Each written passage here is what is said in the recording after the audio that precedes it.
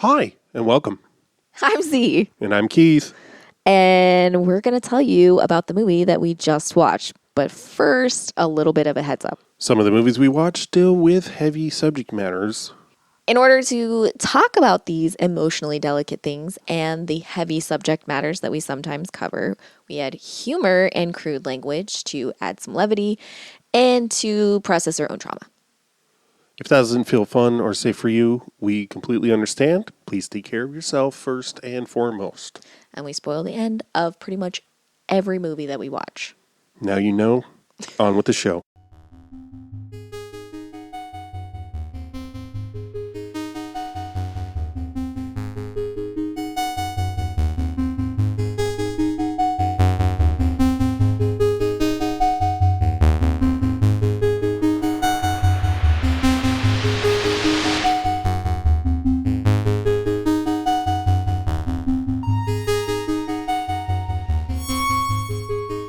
Sorry, I just had to tell Bunny. I had to text Bunny about how many freeze-dried strawberries I put into my How many? gay dink. A shitload.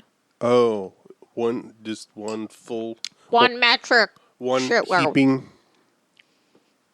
Why are you shitting on the metric system? No, because people say a metric fuck ton or a metric whatever. One metric. Like people say And metric. it's always hilarious. Do you see that? That taste in your mouth is you choking on your own bullshit. No, I know what that tastes like. This is different. Oh, fuck these things on my bare skin. Ugh, get it off.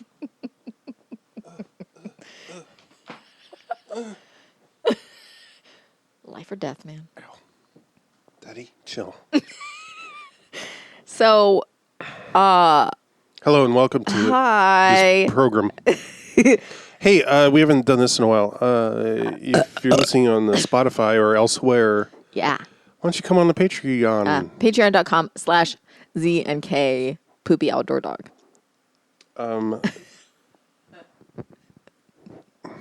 Yeah, we have an email address. Yeah, I know. Yeah. What? I'm saying I don't. I don't know. never remember. I never remember to check it. Things we thought were going to be important. Yeah.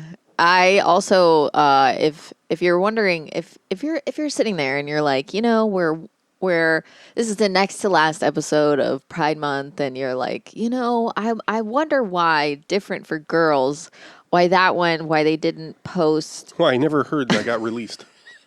I forgot to do anything about it because I was really busy this week and I was really I stressed know out. you're still thinking about it 3 weeks later. Exactly. As a listener. Yeah. You're still digging. Yeah. Hopefully I've posted something by then, but we'll see.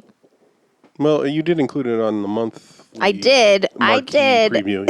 So So anyway, the thing. nobody's going to listen to it anyway because I doubt anybody's seen that movie. It's true. Different for girls. That was nice. I like that. I'm so excited about this episode. There's so much to talk about. Oh, okay. I was going to say good news, bad news. Not as bad as I thought it was going to be. It's true. True. And Pacino barely speaks, so. Yeah. The whole time I was like, how do people think he's a good actor? Like, he's just walking around in this. He looks like he's done coke before every single take. So, okay.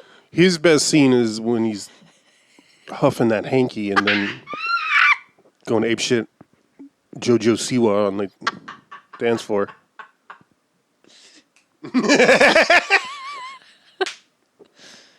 Put your arm down. Stop, and then... Fuck. That was world breaking when Bunny said that they actually have training. Oh, yeah. Yeah, they've been a dancer since they were like an infant. They were on Dance Moms. Like, oh, okay. They were in So that... they're contemporaries with music? They're contemporaries with... Oh. What's her name? Music? You mean... Yes. They were... I think they were on the same show. Maddie Ziegler or whatever. Yes, thank you. So there's so much. Okay, so first of all, I feel kind of bad because I don't think this movie's as bad as I did not like. I'm not saying it's a great film, but like it's doesn't really go as hard on the homophobia or anything. Yeah. They don't villainize gay men in the way that I thought they were going to. Right. There's a lot of stuff where he's literally trying to catch a killer. Yeah. Of gays. Right, of gays. And he, like, the worst part is, I mean, but it doesn't even go that hard. Like, he's just kind of gets shaken by how much he kind of is around sweaty gay men and seemingly fits in, and he just sweats a lot from it, you know? And that's basically the movie. And it's like, what? Like, that's... Well, one thing is that, you know, like another of Friedkin's films that is hard to relate to the impact it had at the time, Yeah. The Exorcist. Right. To watch it now, you're like, this is actually pretty fucking boring. Yeah. However, anyone who saw it like in the theater, their absolute shit was totally aped. Yeah.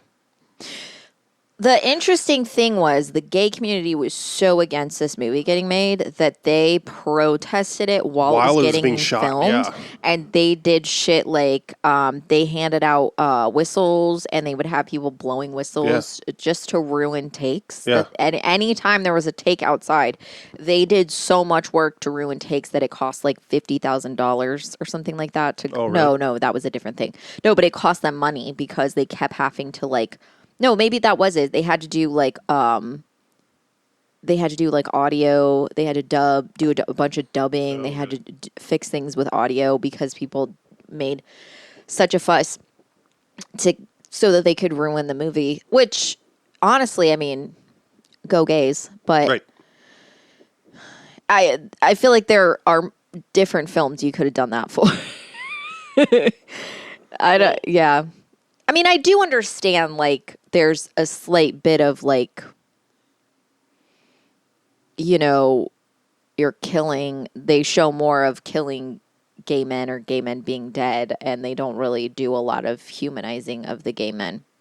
Oh, I think one of the things, too, that was upsetting for folks in the New York queer community or gay male community, let's be real, it's not really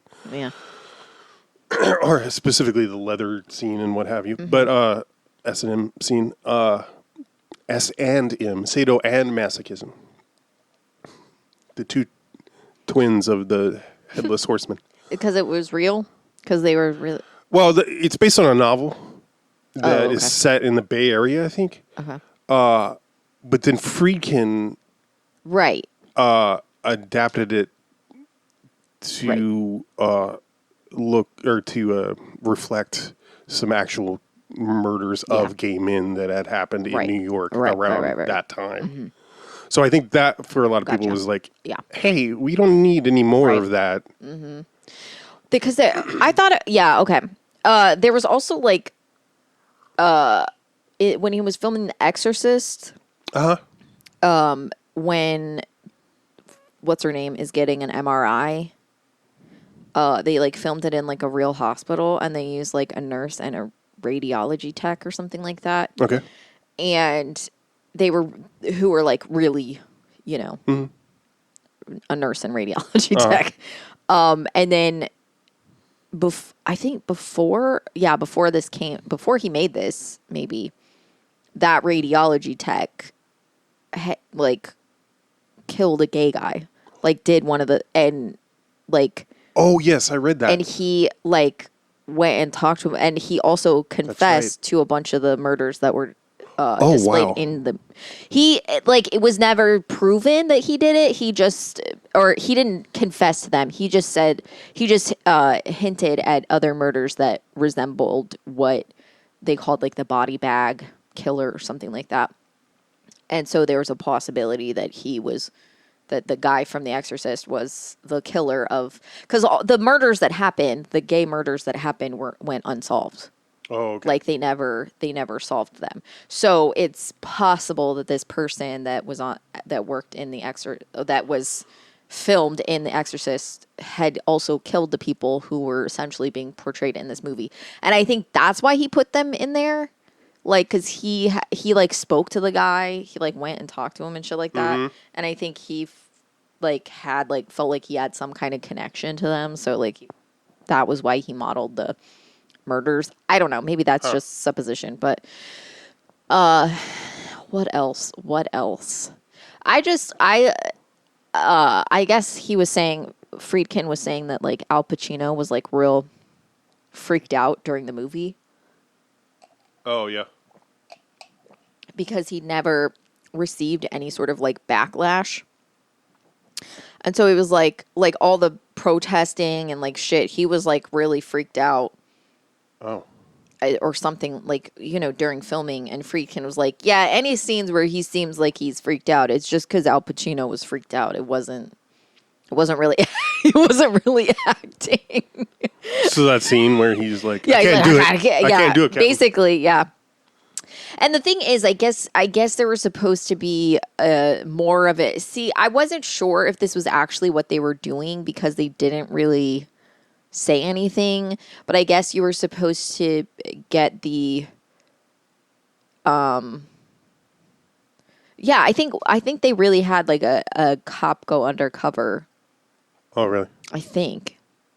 And he was, I don't know, it's IMDb trivia, so who knows how truthful it is, but one of the things was he was like, it made him question his sexuality being around all this stuff. You know, he was like, so like that was like a thing that I guess they were trying to imply, but nothing implies that, in my opinion. He does not seem in any way interested in men.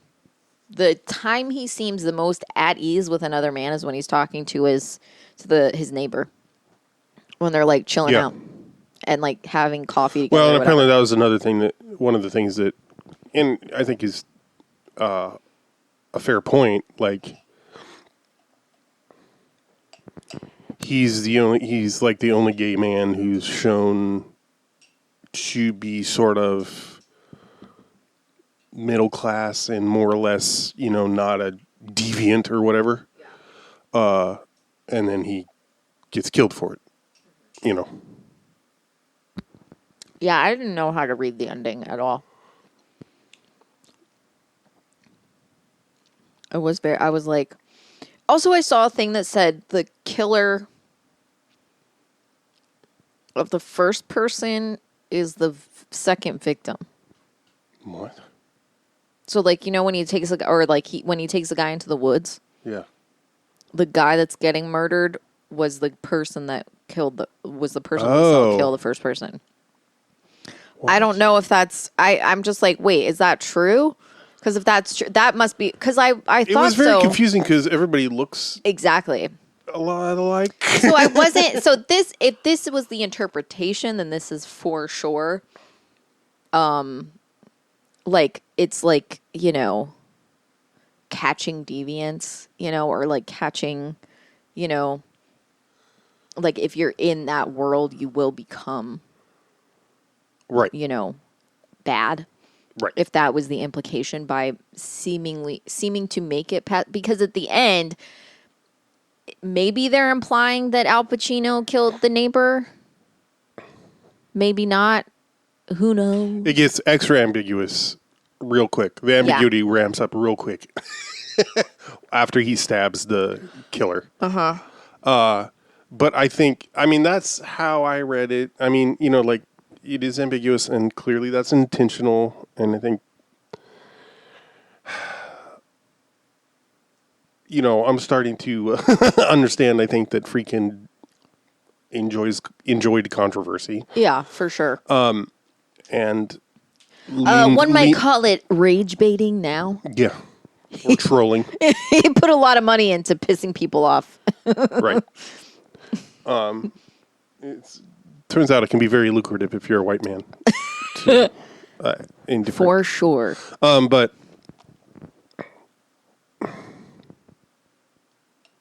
yeah, I mean,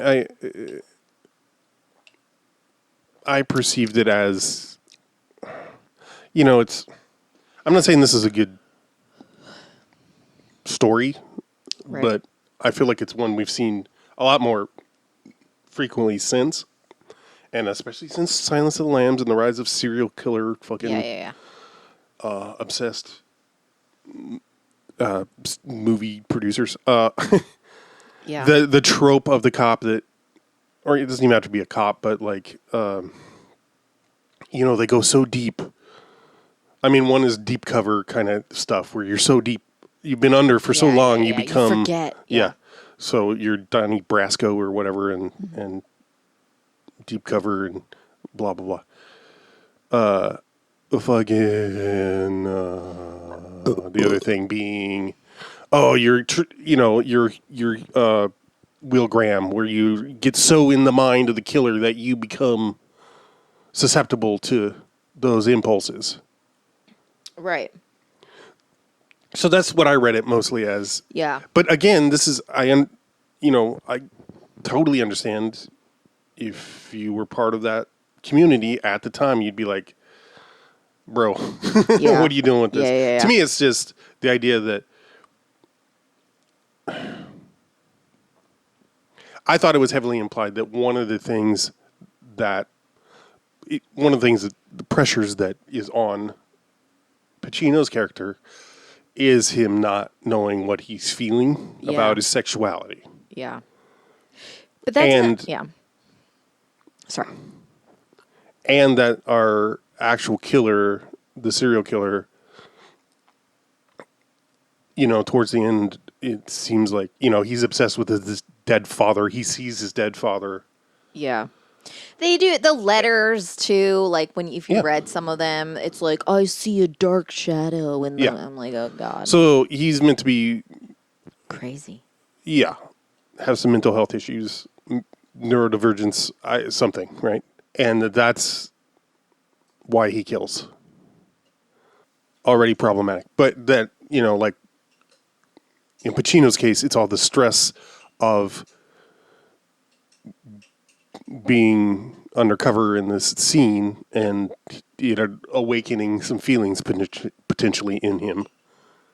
Yeah, I don't think they did a great job of portraying it. I don't think so either, but that's how I read it. Yeah. That's what I thought the intended. Right. Yeah. I felt like was. that. I think that's what I mean is like, I could tell that that's what, obviously that was supposed to be what was being implied, but I'm like, I've met men who are on both spectrums of not knowing their sexuality, and no one acts like this, like he wasn't. Well, it's also, I was reminded of that character in American Beauty. It's that same trope. Well, yes, but no, because I've met people like that. I've met people that like have that intense fear and anger and like cannot let you be that way, but like they're so closed off to everything else. Yeah. But like then there's the people that are like sort of curious. Yeah.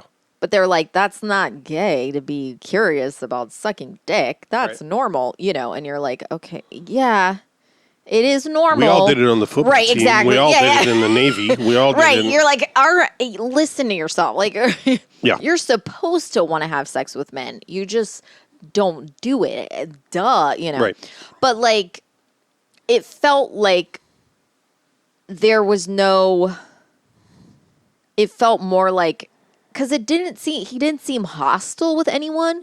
He just seemed confused all the time, but not like. Well, his neighbor, he goes off on Gregory. How I read that was because he could hear them. There was that scene where he could hear them arguing, and the way that I felt like he was being defensive.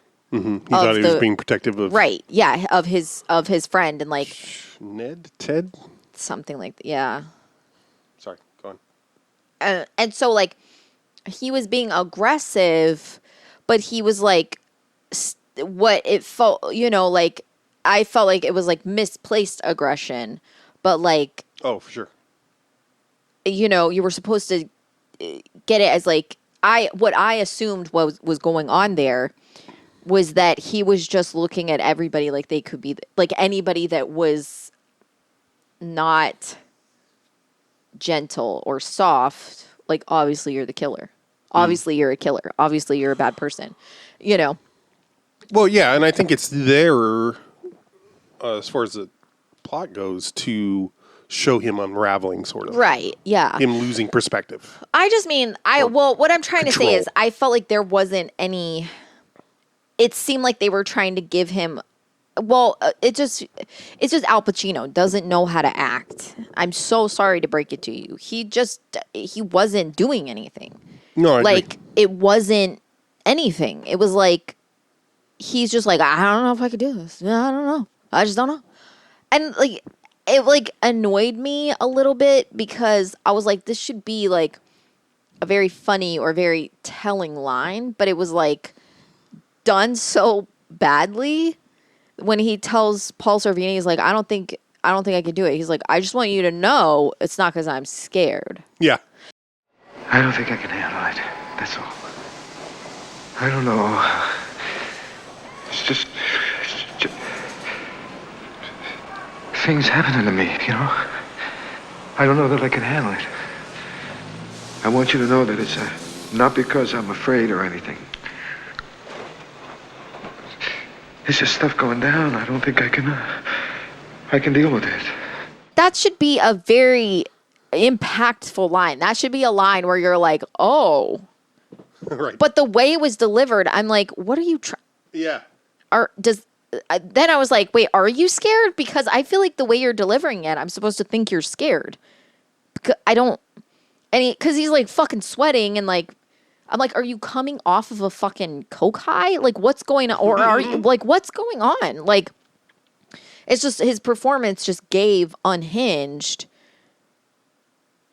consistently. And like his whole thing with the girlfriend, like Karen Allen or whatever, she was fine. Like she was fine, but like she had no, I mean, obviously she was not even a 2-dimensional character. She was a 1-dimensional character. She was there. Literally the only time you saw her ever is when they were having sex. Right. And then suddenly she's in a scene and she's like, why don't you want to have sex with me anymore? Right. And I'm like, when did that happen? Right. Because we've never seen you other than this one time that you're the only thing you're saying is, why aren't you having sex with me? Yeah, that felt like a scene got cut or something. Felt like a lot. I mean, I read in the trivia that like the majority of her shit got cut. Oh. Also, yeah, I think I saw that she never saw the full script ever. Yeah, she never, because her character wasn't supposed to know what was going on, so he, I guess, let her not know what was going on. Yeah. Also, Friedkin, 2 of the bars, I can't remember what they were called, 2 of the bars that were featured in the movie, Friedkin was banned from both of them. It's interesting though, because this is like the thing where like I don't really know how to feel about it, because I'm like, okay, but they did the classic thing of they just had leather daddies show up. They just had all the people in the movie are like, they just had him show up and they said, just don't be as sexual as you would normally be. And that was it. And so they all dressed themselves and they did all this shit was like how they would normally do and go about it as far as I know. Which tracks, because like if you're not involved in that scene, I do like that Friedkin said that he went to gay bars. Oh yeah. Yeah, and he was like, he went on like theme nights or whatever. Okay. And so he said he was like, he was at the bar in only a jockstrap, and he was like, I was the ugliest person there. No, I think he told me I was the ugliest person there. No one hit on me. Because I read an interview with you once in which you said that you went on jockstrap night and you just Yes, and I was the ugliest guy in the room. Nobody ever hit on me. Uncle Mort had a big beer belly, and I certainly was not in the shape of an Olympic athlete, and we were the two ugliest guys in that club, I'll tell you, in our jock straps. Oh my God, he admitted. Yeah, they probably just like were like, you're not gay. I do like the scene a lot when Al Pacino walks in on police night Yeah. and they're like, you don't have the right attitude. You need to get out of here. I was like, I like this scene a lot. Where you going, friend? What do you mean? Carrying a knife, gun, anything at all? Why? What's wrong? You a police officer. Why? This is precinct night. You got the wrong attitude. I'm afraid I'm gonna have to ask you to leave. Right. Yeah, that was good. It was. I kind of loved, I mean, it was a little over the top, but I kind of loved the fisting scene. Who's that guy? That guy, did you read? No. That guy, he really used to do that. He used to come into, it was the real guy portraying it accordingly, or supposedly. He used to come into interrogations like that as a ploy to discredit witnesses. Because if they tried to describe, and then a big black guy came in a jockstrap, it would discredit their testimony. Wow. Yep. Isn't that insane? Imagine Yes and no.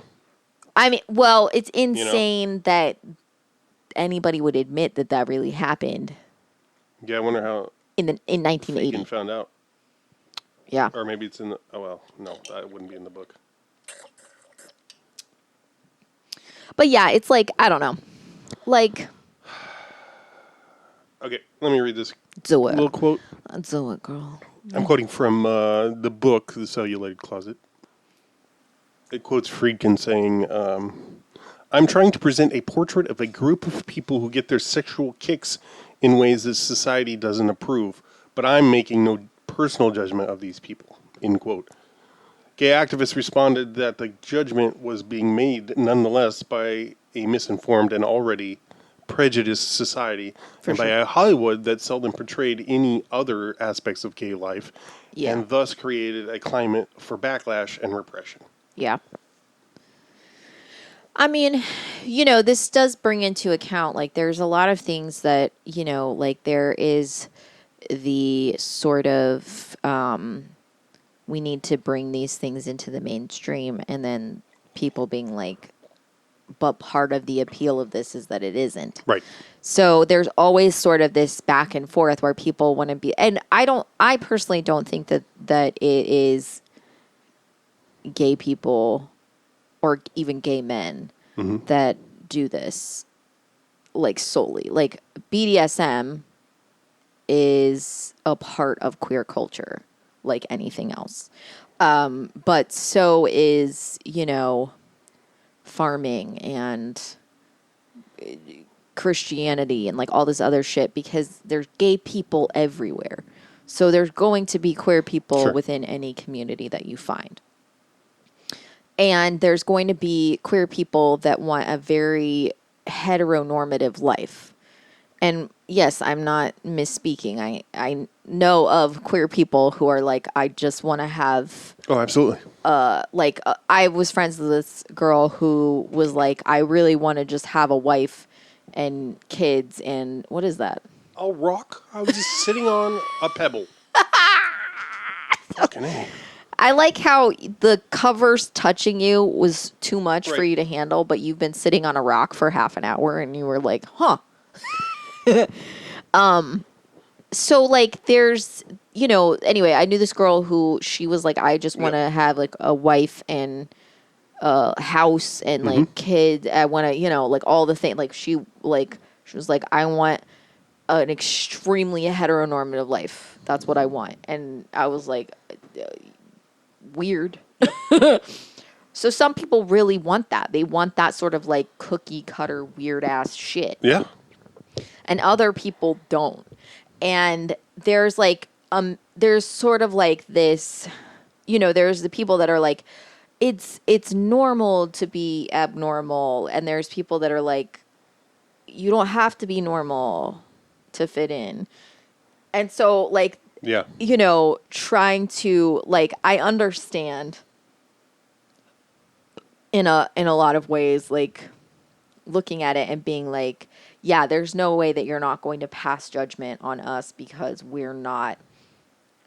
it's always going to be like more subversive. It's always going to be controversial. It's always going to be questioned. It's always going to be something that is just misunderstood because by people who aren't in the lifestyle in any capacity, whether it be BDSM or queer or just, anything, any of it, anything on the outskirts of the mainstream.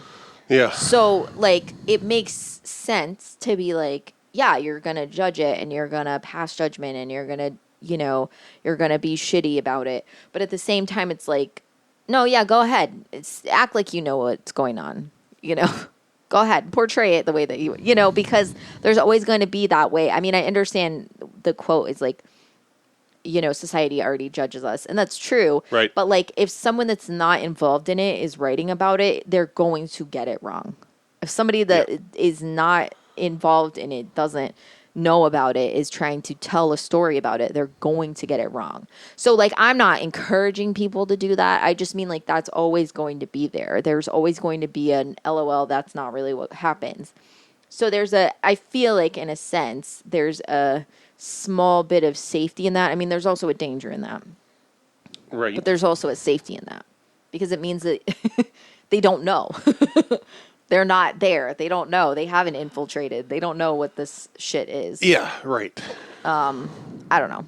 And I don't know. Like, I've seen people like talk about like not wanting their queerness to be normalized, not wanting their queerness to be something that is like mainstream and accepted by everybody because like that's sort of the antithesis of queerness and stuff like that. Yeah. And like, I agree and I don't. Like, I think that I don't want to be constantly working to be subversive, constantly trying to live outside of the norm, no matter how the world changes, Yeah. Because like, in, oh God, what was it? It was In the Mouth of Madness. Mm-hmm. How like the whole sort of like underlying story is like, you can be sane unless the idea of sanity changes.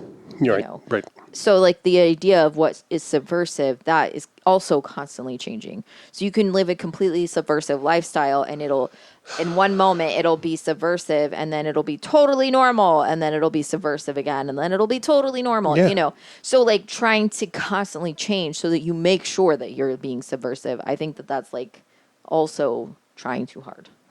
And I feel like, I don't know. I do feel like there's a little bit of like whiteness in that. For like, sure. Because white people, like whiteness as a thing it doesn't mean anything. It's not real. Oh, finally I can refer to, by name, the podcast that I keep bringing up that I listened to years ago now. Yeah. But, it's called Seeing White. Seeing White. Okay. It's on Seen on Radio. Cool. Is the name of the podcast, I think. And then Seeing White was 2 seasons of it. You should link to it. I will. Okay, good. So, yeah, like whiteness isn't really, like white people are usually lacking in a culture or in a place to belong. So they're kind of always seeking that out. And that I understand that and I don't pass judgment on that. But some people find... You can. Well, no, I don't because I understand... Oh, you mean on the seeking it out Yes, part. that's what I mean. Sorry. Yeah. I'm not talking about... I judge white people, yes. But like... but I don't judge that... Or I don't... I understand that need. I understand that need to fit in, that need to find something that makes sense. But like some people find their belonging in the lack of belonging, and so they make sure that they're the most annoying person that you've ever met because no. Guilty. No. Well, no, but that's not. I'm being bitchy in purity when I say that. I mean more ironic. like they're like, I don't want to be mainstream. I'm too. Why be normal? Yeah. normal is just sitting on a dryer. And they're just insufferable people because they're like, my culture is that I am so different from everyone else because You're just against everything. You're not for anything. But like, in that need to belong, you find a belonging in the fact that you don't belong. Right. And a lot of people and I do think that some people sort of have this, and I also understand this, white people specifically have a need to sort of push away from the whiteness, because they're like, I don't really identify with that. I don't really, but instead of being like, how do I, do things that matter? They're like, I'm not, I'm oppressed because I identify as a battery. And you're like, okay, I understand. Yes, I am poking fun I'm at. poly. Yeah, I'm polyamorous. But I mean, I'm oppressed because I'm polyamorous. And it's like, no, we're not doing this. Like I have a completely, heterosexual relationship with 4 different people. So I'm queer. It's like, no, you don't get to do that thing. And yes, I know I made fun of xenogenders, but I do pretty consistently find white people Insufferable. Well, yes, but I think that I don't enjoy when white people are do other kin shit or will talk about their gender as being a plant or something. I don't mind that sort of I identify with that. That's fine. But I think white people tend to, and this is a very white thing, and I feel and maybe even a very American thing. I don't know if it's right. Other places do this, but there's a very strong need to tell everyone that this is the first time any of this has ever happened when that Correct. is not true. Right. All of this was here before, and whiteness destroyed a lot of, and colonialism and religious oppression destroyed a lot of these identities from spaces where they existed. So when white people go ham on xenogenders and shit like that, I don't appreciate it because they usually are very singular in how they speak about it, and they don't ever acknowledge that this thing existed before now and before them. And there's a big push to use new language because language doesn't exist for this, without acknowledging that one of the reasons why language doesn't exist for this is because of them. Right. And their history. Because of genocide. Right. But this is a thing that can aggravate me because trauma is stored in the balls. But trauma and history, it is stored in your DNA. It is literally in your DNA. So there's you can't convince me that oppression, that the hate and the colonization isn't also in there too. If pain can be passed down from generations, then so can the awful as shit. As we know, trauma, a different kind of trauma, is endured by the oppressor because you have to you have to kill a part of your humanity in order to do these things. Yes. Right. And that's what I mean. There's no, and you have to you have to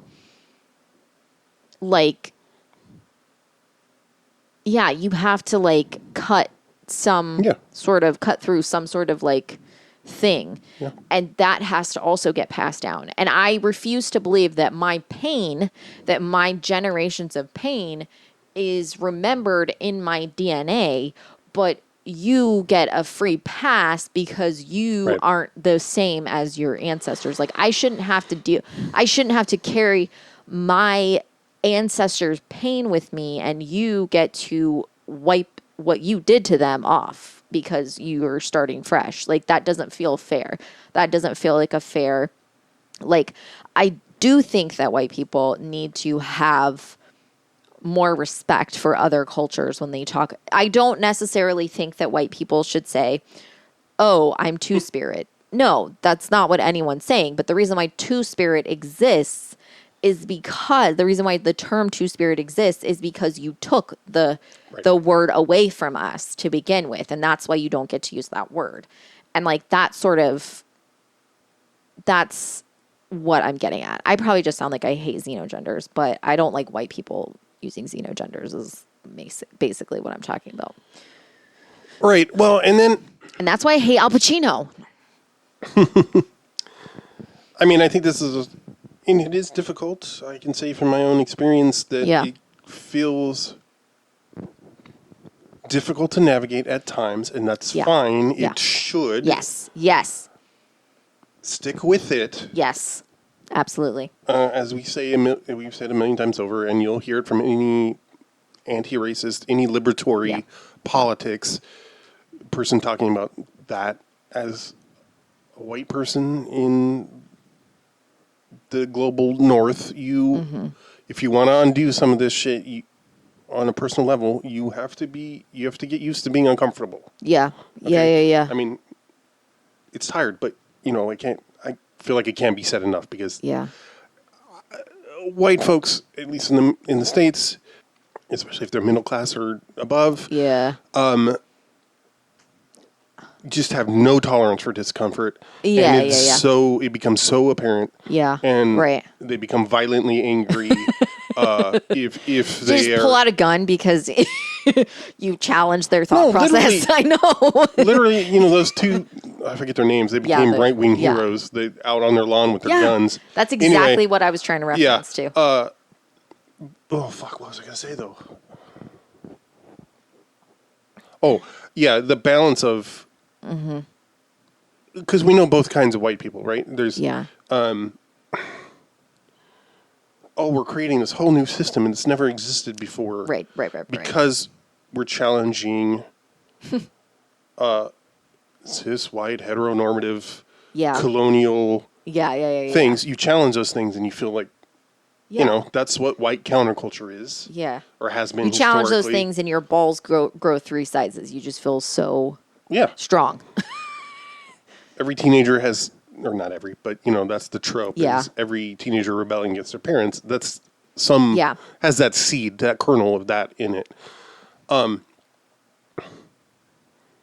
Okay, so that's one version, is that you think you're inventing the wheel. The other is that you adapt native or other, you appropriate other cultural things. Yes. Specifically indigenous, or especially in the States. Yes. Native American, indigenous. Things get appropriated by white people because they don't. It's this very contradictory. Thing of like, oh well, natives aren't really here anymore. There's no one to. There's no one to pass on this knowledge. That too. It's my responsibility to teach you all. But a lot of times what people don't understand, and this is like, my favorite thing is to say, read the Wikipedia article on Wikipedia's bias, I love saying that shit. People love to tell you about your own history or your own people without... white people love to. Well, white people, yes. And white people love to say... Here's what happened with your history. And they will consider themselves the authority because they read other white people talking about this. Ernest Whiteman, he talked about it in a really great way that like put it into a perspective for me. The way he says that, like, I can't remember the name of the photographer, but the photographer used to take photos in the early 1900s, and he would purposely tint them and alter the photos to remove anything. Like literally, this was like first time Photoshop kind of shit. He would literally alter anything that implied that, like there was like one picture where there was like a clock and he removed it from the picture Right. and he gave them all a sepia tint so that it would look much older than it was, so that it would leave you with the impression that the photos were taken a long time ago when they were more recent. And that is done a lot of times. That is done. And natives are often, or, indigenous Americans are often portrayed with their own sort of like wearing regalia, Right. and not really shown to you as living, breathing people. Stuck in time. Yes. They're a thing of the past. They're something to try to hold the memory of, Yeah, right. just try to share our knowledge, since we don't exist anymore. But that is obviously that's something that's, part of colonialism. That's part of, of white supremacy, even though people don't think of it that way. You thinking that you know more, or you might be a better spokesperson for an indigenous person than like Googling, are there natives in my area who should say this instead of me? Like, you can't even bother with that, So I don't it's know like, why you'd say that specifically. I'm not even referencing that. I'm just saying like legitimately, like people will talk over people and they will not, or they'll like be like, oh, I want to do something for natives. And then they'll hold like a thing and you realize that like no natives were involved. Mm-hmm. It's just a bunch of white people got together and said, we want to have a little powwow and we hope that you Indians come, Yeah, and and it's like, it's like it's done with literally good the thing- intentions, Sure. but intentions don't matter. But what were you saying? Well, this shit, like, literally, like, in grade school, making a headband with a feather and learning this is, I don't know, take your pick. I'm sure it's not terribly accurate regardless. It's like, oh, here's what the Apache did. And Plains Indians used teepees. Yeah. Let's build one out of popsicle sticks. Like, what a mockery of, you know what I mean? Like, if that's not Also, like, evidence of genocide, right? Yeah. But I love all the like there, and also there's like like things you don't realize are like infantilizing too. Like there's a lot of like little kid, like you can make little kid teepee, Right. Get a teepee for your kid or whatever. If for their sleepover, they can sleep in a teepee and shit like that, or like have a little fort and they make a teepee, and it's like. It's like, it's fine because it's cute. We're doing it for kids. We're showing kids. But it starts at a young age, you being like, these people don't exist anymore. And Right. this stuff is just for fun, And there's like a lot of taking away of things. A lot of this is in my head because I've seen a bunch of discussions over Twitter the past couple of days over like the idea of like settlers and settler colonialism. I realize that I say settler. I don't say settler. Oh, yeah. Settler. William Settler. William Sadler. I don't know if you meant Shatner. No, but that's a good, yeah. Anyway, so, and it's, a lot of discussion of like black natives and, people who are black and native, people who are freedmen, things like that, like the difference between the way like black natives are treated versus like white natives or whatever, like there's a big, and it's Pride Month, so like there's a bunch of overlap. So like all this stuff is in my head because I'm seeing a lot of stuff about it. Also because I'm indigenous, so if you Why- can't handle it, fucking get out of the podcast. You don't sound native. Fuck. Hey, Victor. But yeah, anyway, yeah, just thinking about like the way that white people equate their queerness to a subversive lifestyle but still manage to be extremely racist Yeah, at the same time is very strange to I me. noticed, I mean, this may be, I don't know if this is useful to anybody, but, what? Go ahead. Are you going to be serious? Because I got... No, I am. Okay. I was like leaning in, and then I was like, "This motherfucker's gonna tell a joke." I'm flattered. You almost got me. I'm flattered. No, it's just like there's a hair in my mouth. I know, just the way. What were you saying though? I'll try to be brief because I realize how little about the movie we've talked about already. Yeah. And this is thing, I think, a perspective that only comes with staying alive for a while. Yeah. But for instance, I think this is the first example of, for me, Yeah. applying this, of realizing like, I'm going through life and I'm trying to learn about how things work or why things are bad, like, and who to blame or like where it started and shit like that. Yeah. That kind of mindset, whatever it is, like, so you got to have that. If things are honky dory for you, you're not going to probably have this. What? Honky dory. Sorry, hunky. No, I know, but I thought that was perfect. Honky dory for what we're talking about. Honk. Anyway, I was like, like I didn't know if I liked communism, or how I felt about like, oh, is that a better? Yeah. Again, this was, not compared to capitalism, but compared to, I don't know, anarchy or something, right? Yeah. But I'm like, wow, look at how, at least since the beginning of the 20th century, how hard the non-Soviet world went against, and specifically the U.S. and allies, Right. went against that model. Yeah. Right. So there must be something threatening about it. Yeah. Mm-hmm. Yeah. Enough that it had to be fucking wiped off the planet, basically. Yeah. Right.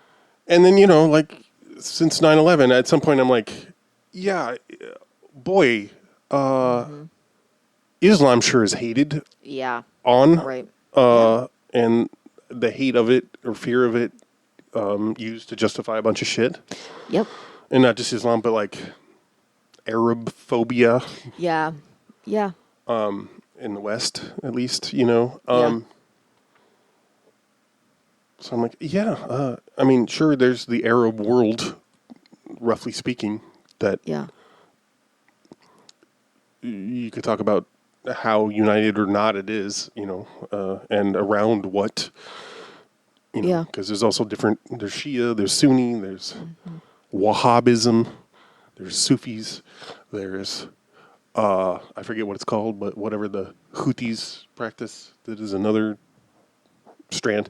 Anyway, point being, like, oh yeah, that's something that's hated on by the West. So maybe there's something there, Yeah. I'm not saying I'm going to convert to Islam or communism, for that matter. But Right. point being, like, you gotta.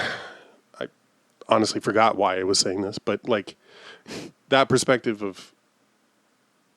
Oh, I guess that's what it was. Like thinking about white people and xenogenders, or like. Yeah.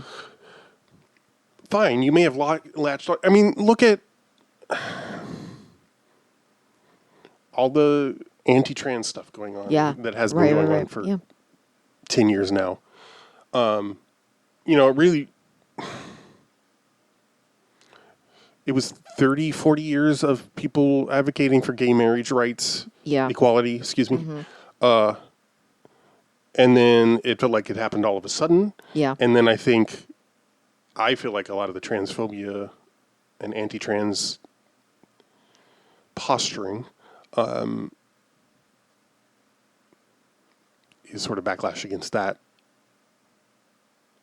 Well, I feel Sort like of. it's sorry. But the point being, non-binary gender ideas, or Yeah. I mean, you can be trans and on the binary, Yeah. but challenges to a heteronormative or cis Yeah. hegemony, right, are still Right. got some fire in them apparently, Right, because right. people, Yeah. even though it's not new, people act like Correct, it's new. yeah. Of course, it's not. Yeah. And this is something I've been just trying to grapple with internally, just for myself, of like, oh, right, like what's the struggles of trying to gain access to human rights within a system versus a movement which tries to create a new system, which is beneficial to all. Yeah. And I it's complex, and certainly it's going to be different in different contexts. But I also think about, like, it's basically like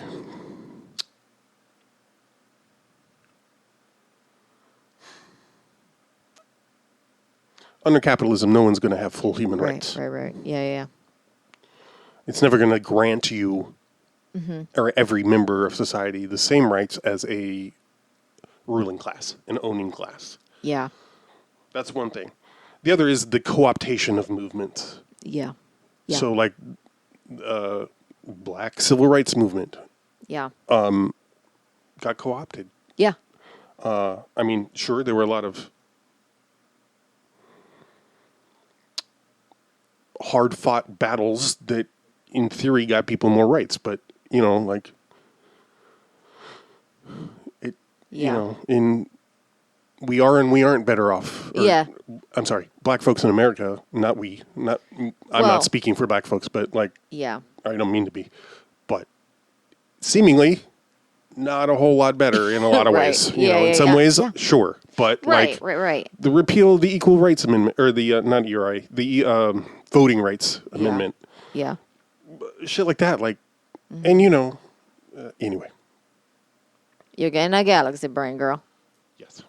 But yeah, no, I see what you're saying. What I'm trying to talk about is, like, you know, again, specifically talking to my whites, like, if you're interested in a struggle, Yeah. you got to look outside your parents' house for what is Yeah. actually Right.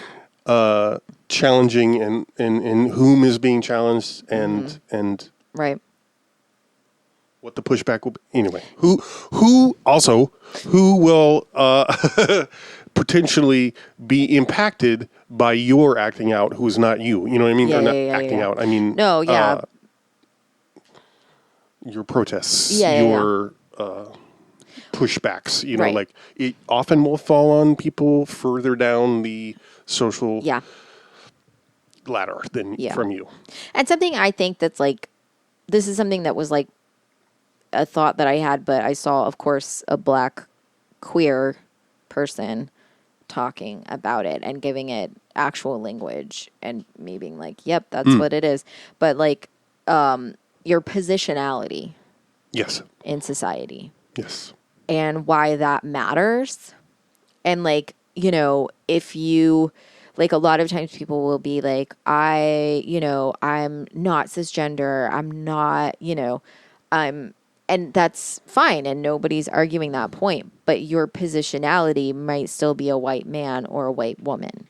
And what that means isn't that your gender identity is invalidated. What that means is your positionality in society is automatically safer than that of someone who is very clearly not white, very clearly not cisgender.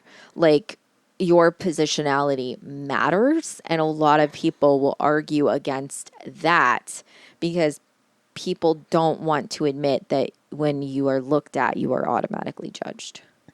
And people really Correct. don't want that to be, because that's part of why you identify as non-binary or any number of things, because you don't identify with what they are. So being told that that's what people see when they look at you hurts your feelings. But that's all it's doing. Right. It's hurting your feelings. It's not actually. And people they'll be like, No, it's a hate crime. Right. Oh, it gives me dysphoria. It gives me, and I'm like, okay, well, what does this do to black people? You know what I mean? Like Not present. not saying, no one's saying that you are a white woman or that you are a white man. They're saying that you have to acknowledge your positionality in society. And that's a completely different thing. And people really get uncomfortable at that, and they'll call it transphobic. They'll say, Right. But it's not. It's like you have to. I also saw this other thing, and this was something that really clicked for me when someone was talking about like people's idea of like there's only two genders. They were like, it was a non-binary person. I know who they are. I never remember their name. But they were talking about how people will act like there's one way to be a woman and one way to be a man. And they're like, but they completely ignore like that being an indigenous woman is not the same as being a white woman or, you know, a black woman or any of these things. And that these things aren't the same.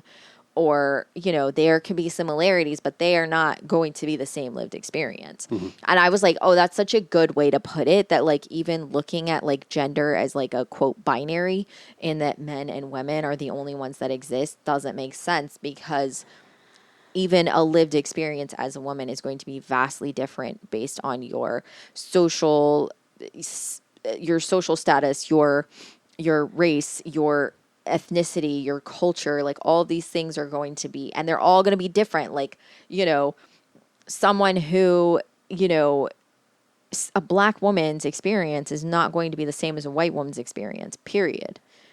And that's not going to be, you know, it has nothing to do with, it doesn't really have anything to do with like whether they're cisgender or not. It's just across the board, they're not going to be the same lived experience, Right. because walking down an aisle at a grocery store is going to be two fundamentally different experiences for both of these people. And if you have zero interest in acknowledging that that is true, then you're not going to be helping anybody. It doesn't matter if you're, you know, if you have a trans flag hanging in your window because you support trans rights or whatever, you know, you're waving that queer flag. If you don't recognize that, like, the lived experience of someone is going to be vastly different, no matter, like, based on the color of their skin, then you're not going to be helping anybody, you know, with whatever you're doing.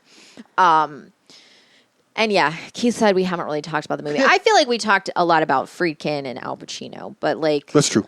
And we did like sort of... It's basically just a cop goes undercover in the leather daddy scene in order to find a killer. I didn't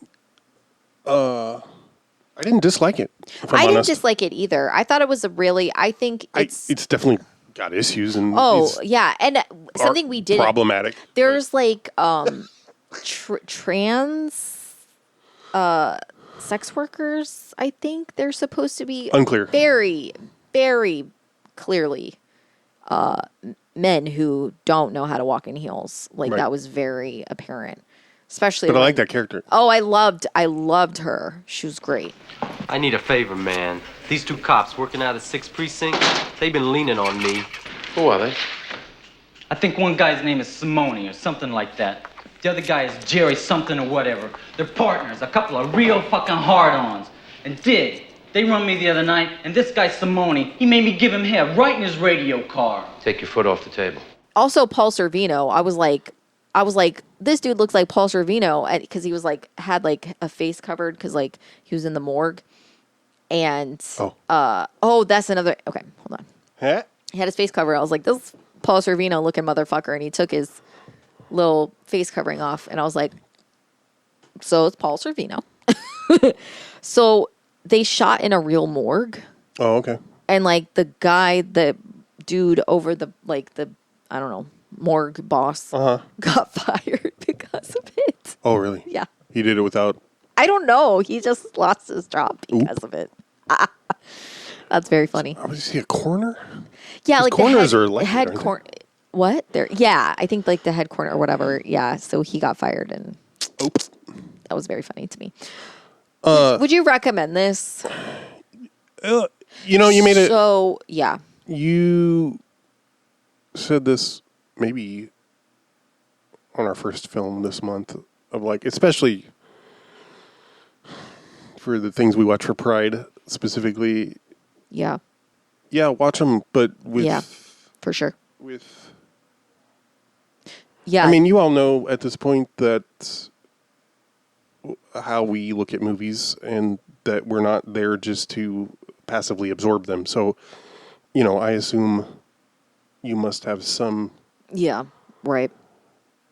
of that yourself. So, you know, yeah, watch it and try to think of its context in Yeah. which it was made. And Something that was. I thought it had, as I said during our viewing, hella atmo. Yeah. Oh, yeah. It was definitely had some atmosphere. It had some bangers. And The score, the soundtrack music, the instrumental music is pretty interesting to Yeah. me. And then there's a lot of like punk rock yeah, for the leather bar scenes. something that I don't know was how accurate that was, something but that was really interesting to me that I feel like was a little bit more surprise. Like it was surprising for me. The most surprising thing I should say is that it seemed to not really portray cops in a very positive light. Yep. Like immediately Mike Starr is like sexually assaulting a trans prostitute. And you don't see anything. Right, But right, they're right, right. like demanding sexual favors basically Right. for not arresting them Right. immediately. Like that's how the movie opens. So that is not a good light. And the person who you see this happen to, she says like you know that it's happening. You see that you don't see literally, but you know that this is what was going on because it was what was implied. She tells, because she's like kind of like an informant, so she appears throughout the movie kind of giving little details here and there. Also the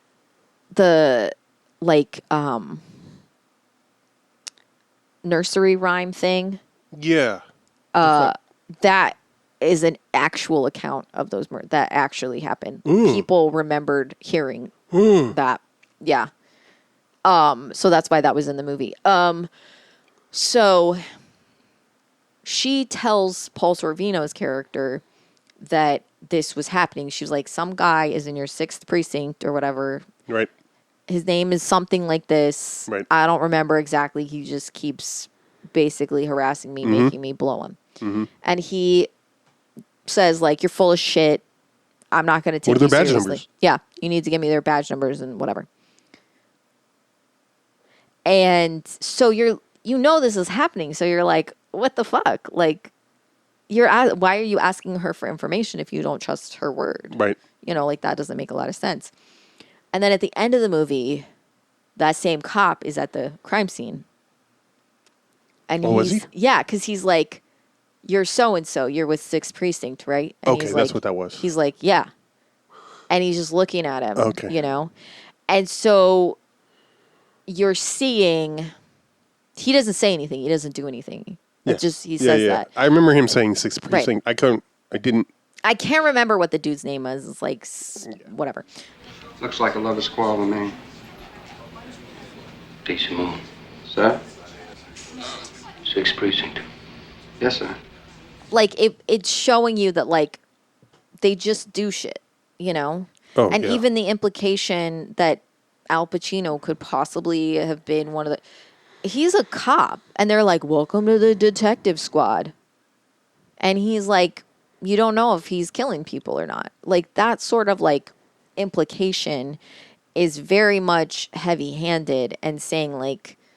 I mean, I was mostly impressed by the fact that they don't seem to know what they're doing. The way that they beat the shit out of, like, the people they're interrogating, including their own. Like, they beat Al Pacino, and he's like, what the fuck? Why did you hit me? And they're like, we had to make it look real. Yeah. They're like, what did you expect? You're undercover. Like, what the fuck?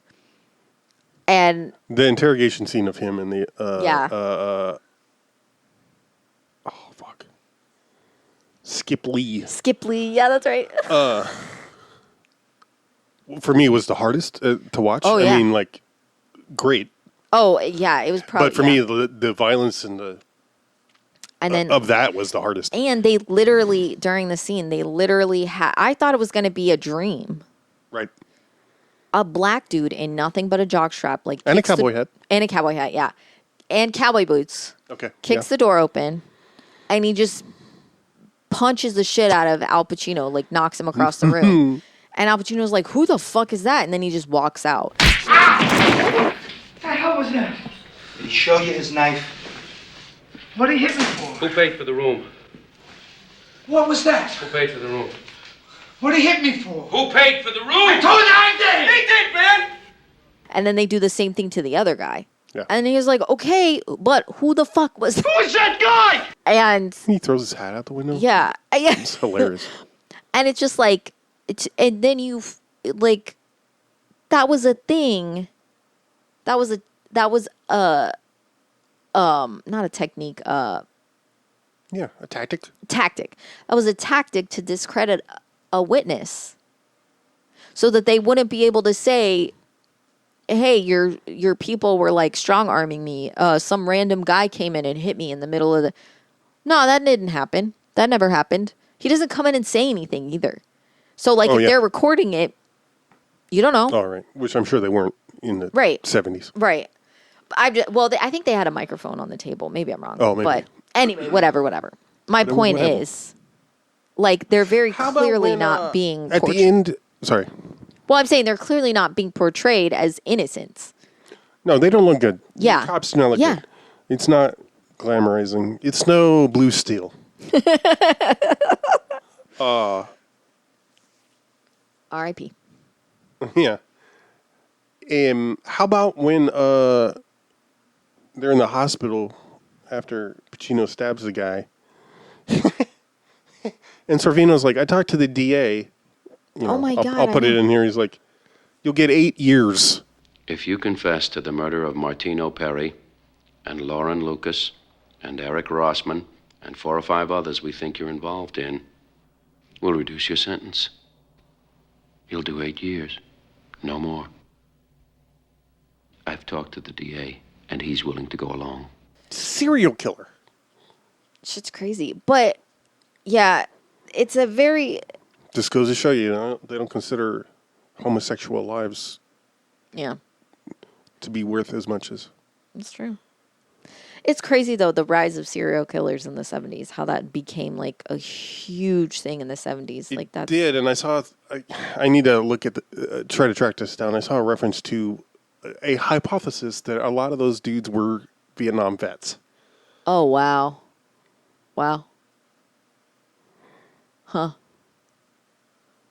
Not all men. Bye, Menon.